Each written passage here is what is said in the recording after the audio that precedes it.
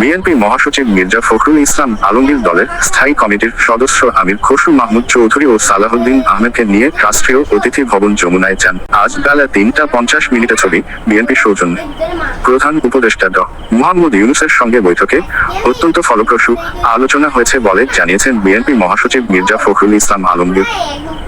আজ বৃহস্পতিবার বিকেলে বৈঠক শেষে তিনি বলেছেন, তারা বিশ্বাস করেন অন্তর্বর্তী সরকার প্রয়োজনীয় সংস্কারগুলো করে একটা নির্বাচনের দিকে যেতে পারবে। তবে তারা আগামী জাতীয় নির্বাচন অনুষ্ঠানের জন্য কোনো তারিখের কথা বলেননি।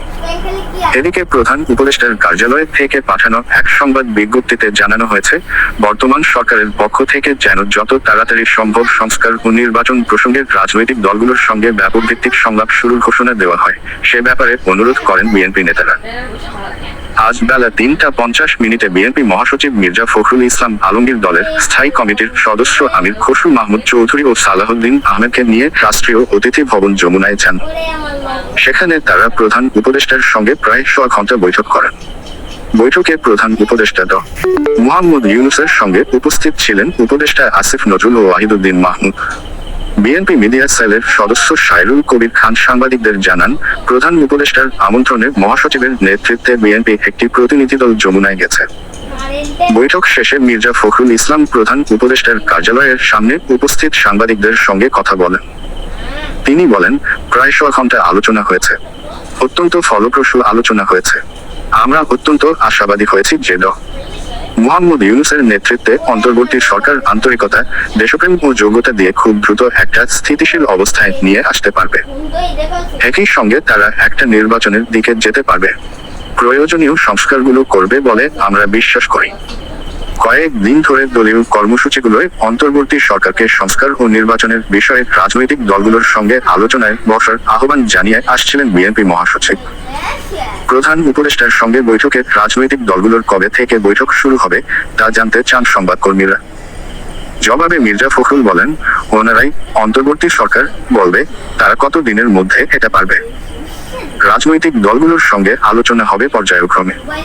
বিএনপি নির্বাচন অনুষ্ঠানের কোনো তারিখ উল্লেখ করেছে কিনা এমন প্রশ্নের জবাবে মির্জা ফখরুল বলেন, আমরা কোনো তারিখ বলিনি, প্রয়োজনে ওনারাই তারিখ বলবে।